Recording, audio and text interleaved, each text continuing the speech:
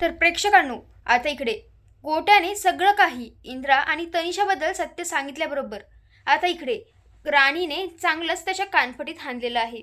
इतकंच नाही तर आता इकडे राणीची चांगलीच फोत्री सगळ्यासमोर मालतीने केली. नमस्कार प्रेक्षकांनो, स्वागत आहे आपल्या या यूट्यूब चॅनलवर. तर आता इकडे राणी खाली आल्याबरोबर सगळेजण तिचे कौतुक करत असतात, कारण ती सुंदरच इतकी दिसत असते. आता इकडे तिला पूजा वगैरे करायला लावतात आणि तिला नाव सुद्धा घ्यायला लावतात. आता इकडे ती नाव वगैरे घेते आणि सगळेजण तिचे कौतुक करत असतात. इकडे उर्मिला बोलत असते, राणी घे करून तुझे कौतुक, नंतर मग तुला रडायचंच आहे. आता इकडे खेळ चालू होतात आणि आता इकडे हे सगळे खेळ मस्त ती एन्जॉय करते सगळेच जण. आता इकडे राणी सुद्धा प्रत्येक खेळात म्हणजे जिंकत असते आणि ती मस्तपैकी एन्जॉय करत असते. हे सगळं बघून आता इकडे काकी बोलतात, रत्ना काकी, माझी राणी किती गुणाची आहे, माझ्या पोरीला कुणाची दृष्ट नको लागायला, प्रत्येक कामात ती समोरच असते आणि अशी करून तिकडे ती दृष्ट काढत असते. इकडे उर्मिला बोलत असते मनातल्या मनात, काढा तिची किती दृष्ट काढायची ती काढा, पण आता मी जो प्लॅन करणार आहे ना त्यातून तर तिला बाद व्हायचंच आहे आणि तेव्हाच मी माझं नाव लावणार, ते म्हणजेच उर्मिला विक्रांत महाडिक. आता इकडे त्यावर ती हे सगळे खेळ बघून तिकडे मालतीच्या मागे जाते आणि बोलते, मालती आई, सगळेजण किती छान खेळ खेळत आहेत ना. अहो, मी सुद्धा मस्तपैकी खेळली असते, पण काय करू ना, मी प्रेग्नेंट आहे म्हणून सांगा, नाहीतर मी सुद्धा छानच खेळली असते. आता इकडे त्यावर ती बोलत असते, अगं मग काय झालं त्यात. आता इकडे त्यावर ती बोलते, आणि बघा ना राणी, राणी किती भाव खातीये, पण किती छान खेळते ना. खरंच मला खूप छान वाटतं हे सगळं बघूनच, जर मी खेळली असते तर किती छान वाटलं असतं मला. त्यावर आता इकडे ती बोलते, हो बरोबर आहे.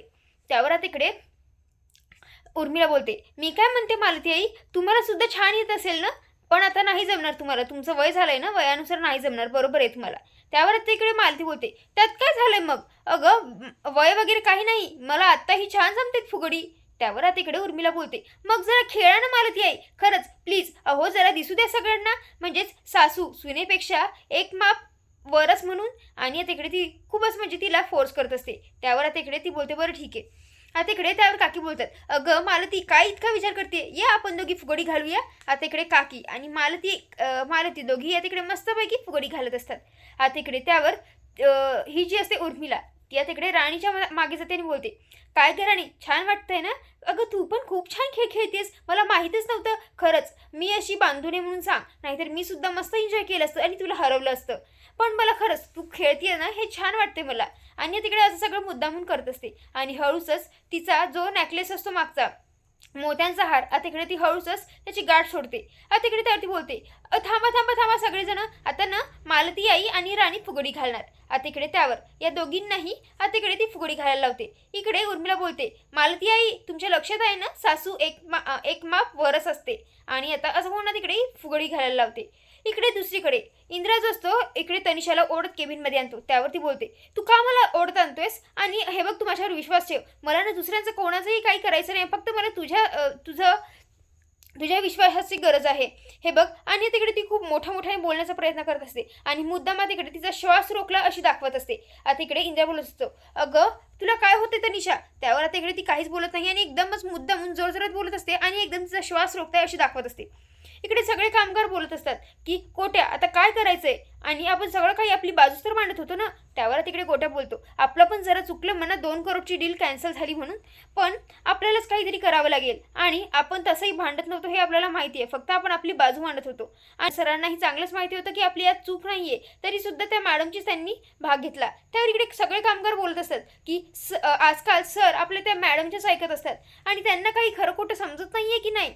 आता इकडे त्यावर सगळेजण कामगार असे बोलत असतात. त्यावर इकडे गोट्या बोलतो, हे बघा जरा शांत व्हा, आणि आता इकडे हे तितकंच खरं आहे की आपल्या फॅक्टरीला खूप मोठं नुकसान झालंय आणि याबद्दल आपल्याला काहीतरी करावं लागेल. तसे ते क्लायंट जुनेच आहे म्हणा आणि खूप मोठ्या ऑर्डर त्यांनी आतापर्यंत दिल्या आहे. आता काहीतरी बोलून मार्ग काढावाच लागेल. थांबा, मी ना इंद्रजित सरांसोबत बोलून घेतो. आता असं म्हणणं तिकडे तो निघालेला असतो केबिनकडे.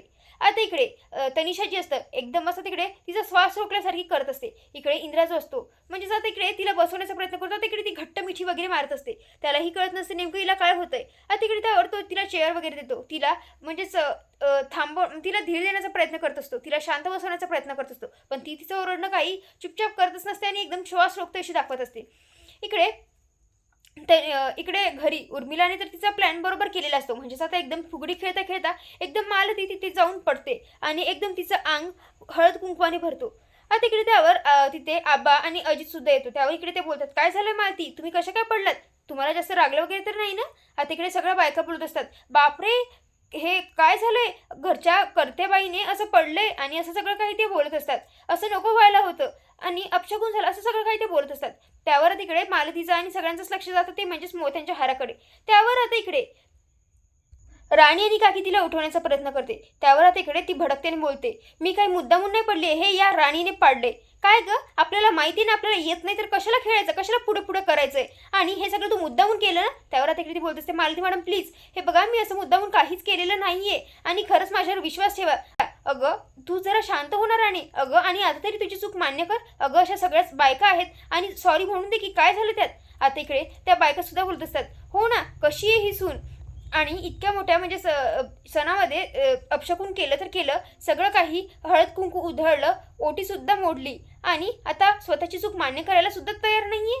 आता इकडे त्यावर मालकी सुद्धा तिलाच बोलत असते आणि बोलत असते, मला चांगलंच माहिती आहे तू कशी आहे आणि किती आतल्या गाठीचे, हे सगळं तू मुद्दामून केलं ना मला पाडण्यासाठी, आणि बरं झालं आता, नाही तर माझा जीव गेला असता. बरं झालं मी इथेच येऊन पडली, जर एखाद्या भिंतीवर वगैरे पडली असती तर काय झालं असतं. आणि आता असं सगळं काही ती बोलत असते. त्यावर आता इकडे राणी रडत असते, इकडे मालती तिला नाही नाही ते बोलत असते. इकडे काकी जी असतात तिकडे तिला शांत करण्याचा प्रयत्न करत असतात. इकडे आबासुद्धा बोलत असतात, अहो तुम्ही तिला कशाला बोलताय. त्यावर आता इकडे मालतीचं तोंड काही गप्पा बसत नसतं, इकडे राणीवर आरोपवर आरोप करतच असते. आता इकडे दुसरीकडे इकडे म्हणजे उर्मिलाने तनिषाला मेसेज केलेला असतो की इकडे सगळं काही मी व्यवस्थित प्लॅन एक्झिक्यूट केलेला आहे, आता तिकडलं तू सांभाळ.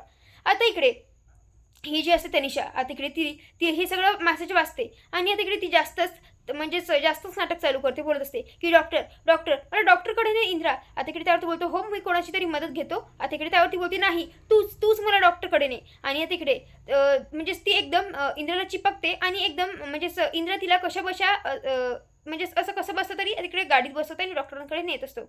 इकडे सगळं काही हे गोठ्या बघतो आणि तिकडे हातरभागी ते संपतो. पण आता इकडे पुढील भागात पाहायला मिळणार आहे की इकडे राणी जी असते इकडे इंद्राची वाट बघत असते. त्यावर काकी बोलतात, अगं बाळा तू आता जेवून तरी घे, उपवास सोड. त्यावरती बोलते, नाही जोपर्यंत इंद्रजी सर येणार नाही तोपर्यंत मी उपवास सोडणार नाही.